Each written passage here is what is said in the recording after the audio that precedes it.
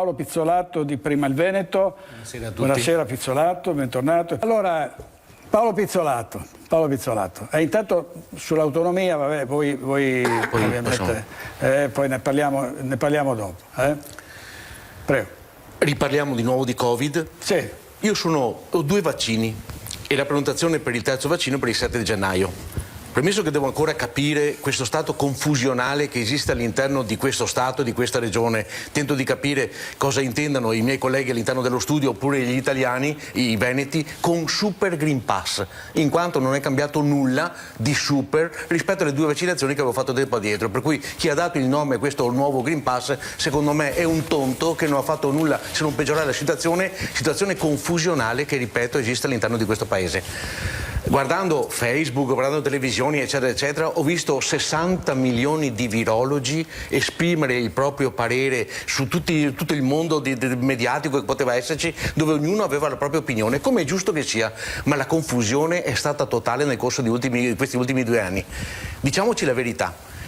Negli ultimi 10 anni nessuno aveva prospettato che potesse succedere un disastro del genere e la sanità era rimasta ferma sia in Italia che in Regione Veneto senza fare nessuna modifica se non portare l'acqua al mulino di quella privata, cercando di mettere in difficoltà e levando via tutto quello che era possibile alla sanità pubblica. Questo è stato il disastro che è successo a livello nazionale. Lo abbiamo toccato con mano perché la sanità pubblica poi ha cercato di rifarsi. Abbiamo avuto gli eroi in corsia, i medici, chi dormiva sopra la tastiera, che 2 anni dopo sono diventati degli assassini perché non sono vaccinati, per cui da eroi li abbiamo fatti diventare assassini perché non si vaccinavano.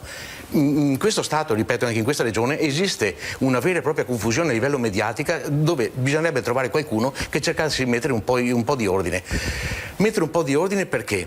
Tu non puoi, come giustamente è stato fatto presente qui all'interno di questo studio, mettere un Green Pass che dura 12 mesi, dopo 9, dopo 6, dopo 4, perché metti prima cosa la gente in difficoltà e poi vorrei anche che qualcuno mi rispondesse o da casa, voi all'interno dello studio, cosa succede nel momento esatto in cui il mio Green Pass scade, che possa avere 4, 6 o 12 mesi? Vado a rifarmi la 4ª vaccinazione e mi rifanno di nuovo il Green Pass? Perché a questa domanda nessuno, anche all'interno degli ospedali, ha ancora saputo darmi una risposta. Così scade tra le 2 vaccinazioni in attesa della terza. In attesa della terza, infatti per 3 giorni avevo proprio questa situazione qui. Per cui nessuno che sa darmi questa risposta può dire che in questo paese ci sia una sanità che è giusta, perché stiamo vivendo alla giornata dove abbiamo avuto anche delle brave persone, perché logicamente nessuno si aspettava una cosa di questo genere. Io ho detto, ho 64 anni, forse prima di morire vedo qualche schioppettata per l'autonomia, cose di questo genere, ma una cazzata del genere come questa qui che è successa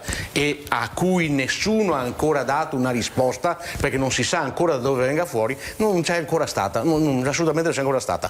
Poi dico, abbiamo anche una confusione a livello europeo, dove i politici hanno messo qualcosa di loro personale, soldi che arrivano o non arrivano. Adesso faccio una piccola parentesi economica. Abbiamo avuto i paesi frugali, che vuol dire quelli piccolini che beccucciano un pochettino di soldini, che hanno messo in difficoltà l'Italia per ricevere i soldi del PNR, cioè Austria, Cecoslovacchia, Romania, che non volevano far sì che i miliardi che ci aspettavano di diritto, in base alle domande che avevamo fatto, alle richieste che avevamo fatto, ci potessero arrivare. Abbiamo avuto mesi di ritardo. Poi, altra confusione, il 40% resta al nord, dove abbiamo avuto dei comuni bravissimi e veramente ben titolati, però il 60% dei soldi devono andare al sud perché abbiamo dei comuni che sono in netta difficoltà. Allora vuol dire che essere bravi non conta un fico secco, scusate il termine, qui in Italia, in questo paese e neanche nella regione Veneto. Vuol dire che peggio sei, più soldi ricevi, perché se questa è la politica che stiamo facendo attualmente, non so sinceramente. Altro piccolo passaggio, un piccolo step. Che cosa è cambiato dal governo Conte al governo Draghi? Perché io che lavoravo in banca, guardate che Draghi lo conosciamo perfettamente, è quello che ha messo in difficoltà la Grecia e che ha fatto licenziare 300.000 dipendenti pubblici e che ha messo la gente a dormire sulle panchine, per cui qui in Italia, se per caso fosse peggiorata la situazione, ci avrebbe messo 2 minuti a mettere in croce tutti. L'unica cosa che ha Draghi rispetto a Conte è che Conte prima era vincolato a dei passaggi politici. Draghi non gliene frega niente di nessuno, ha un mandato libero a carta bianca e chi prima metta dove potrebbe salire al Quirinale, per carità, per cercare di allontanarlo il prima possibile, perché non ha migliorato di certo certo la situazione, però cercare anche di capire alcune cose economicamente, una breve parentesi che faccio, dandovi alcuni dati, perché tutti i politici, i sindacati, urrà, che bello, che bravi che siamo, il PIL ha raggiunto questo, il PIL ha raggiunto quell'altro, mini passaggio di mezzo minuto. Allora, andando tutto bene, alla fine del 2022 saremo forse allo stesso livello del PIL del 2019, quindi un po' sotto il livello del 2008, perché dal 2008 al 2009 abbiamo avuto un tracollo finanziario impressionante di cui nessuno ricorda, ma chi lavora in banca se lo ricorda e come ce lo ricordiamo. Con un debito pubblico che dal 132% è schizzato al 154%. Con oltre 300 miliardi da restituire rispetto al 2019. I soldi che ci stanno arrivando dall'Europa, come ha fatto presente prima qualcuno, sono soldi che prima o dopo dobbiamo assolutamente restituire. Siamo andati, oltretutto abbiamo avuto negli ultimi 2 anni 12.000 persone che si sono allontanate da questo paese, i famosi cervelli o la manodopera che fugge, fra cui 2.000 veneti che sono andati, ragazzi preparati, preparatissimi, che non restano più all'interno di questo paese perché non sanno come fare per trovare un posto di lavoro. Si continua a parlare, piccolo e ultimo passaggio, dell'aumento delle pensioni. Io ho pagato le pensioni al 1° dicembre. L'aumento che c'è stato su quelli che hanno 580 euro di pensione e che vivono venendo in ciabatte in banca perché non hanno i soldi per comprare le scarpe e non vanno più in farmacia, c'è stato un aumento di 4 euro. Certo. Per arrivare fino a un massimo di 75 euro al mese per quelle più grandi. Ma di cosa stiamo parlando? Se non troviamo posto di lavoro alla gente, dove il nostro, uno dei più grandi paesi dell'Ocse, ha solamente 1/3 di popolazione che lavora, il posto di lavoro è quello che ci vuole, non potremo mai pensare di aumentare le pensioni, perché uno che lavora non porta a casa la pensione. Per cui dobbiamo deciderci a fare un'economia completamente basata su dati completamente diversi. E l'ultima preoccupazione che ho è che tutti i soldi che stanno arrivando dall'Europa e che vanno al sud possono prima o dopo, così come è già capitato e hanno intaccato anche al nord, finiscano prettamente nelle mani della mafia. La serie Pizzolato, lei lavora in banca, però conosce molto bene la realtà del Veneto del lavoro.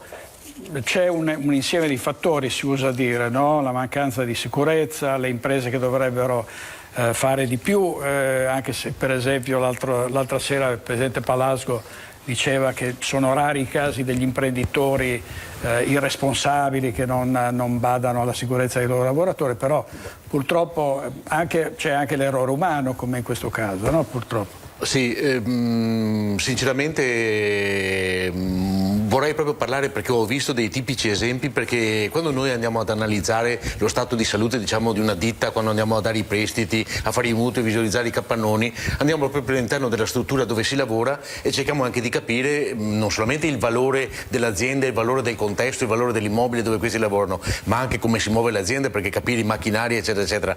E ci siamo trovati tante volte in difficoltà perché abbiamo visto che c'erano macchinari abbastanza vetusti, abbastanza vecchi, e sinceramente la gente che passava non era assolutamente preparata, così come dicono determinate regole, e purtroppo non dico che questo se l'è cercata, povero signore, perché a 65 anni morire in questa maniera così è una cosa assolutamente impensabile. Certo è che noi anche in Veneto siamo abituati a fare soprattutto una cosa: lavorare, ed è per quello anche che si muore. Perché chi lavora ha la possibilità di morire.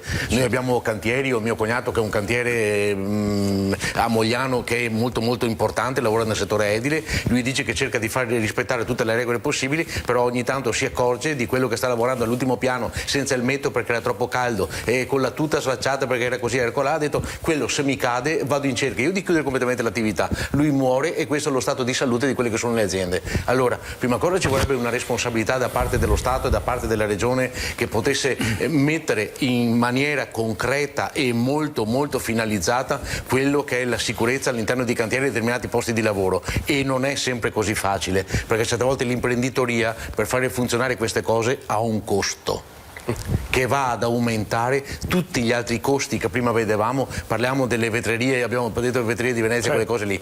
Quando tu aumenti i costi all'interno di un'azienda devi cercare di risparmiare da un'altra parte, e il risparmio purtroppo avviene da questa parte. Vedo Petenò che mi guarda e che allarga le braccia perché dice purtroppo è così, per cui tu devi diminuire quello che è una fonte principale di sicurezza per il tuo dipendente per cercare di portare a casa i soldi per mantenere la ditta e per cercare di pagare i tuoi dipendenti, che poi noi cerchiamo di, per poi noi siamo siamo stanchi perché la sera siamo abituati a fare 12-14 ore al giorno, perché lui a 65 anni lavorava ancora all'interno della propria officina, sicuramente anche con una foga, sinceramente è una gioia, penso, impensabile, è perché siamo proprio noi come persone, diciamo, come ideologia, che siamo fatti così. Non dico di essere diversi dalla gente del sud, eccetera, eccetera, però abbiamo una caratteristica che va da zone a zone, dove ho visto tanta gente lavorare anche in maniera impensabile, anche in altri posti che nemmeno ci immaginiamo. Anche ho visto ragazzi pugliesi che lavoravano veramente come bestie all'interno di alcuni capannoni in Puglia, perché eravamo lì in vacanza, perché li conoscevamo, perché eravamo loro ospiti, per cui certe volte fanno spot. Il problema è che ci vorrebbe una vera e propria legge direzionale che desse effettivamente affinità e anche un po' di concretezza a queste cose, ma non è facile in un paese che vive tante volte di confusione nel mondo del lavoro portare a casa questa tipologia di sicurezze. Siamo falliti.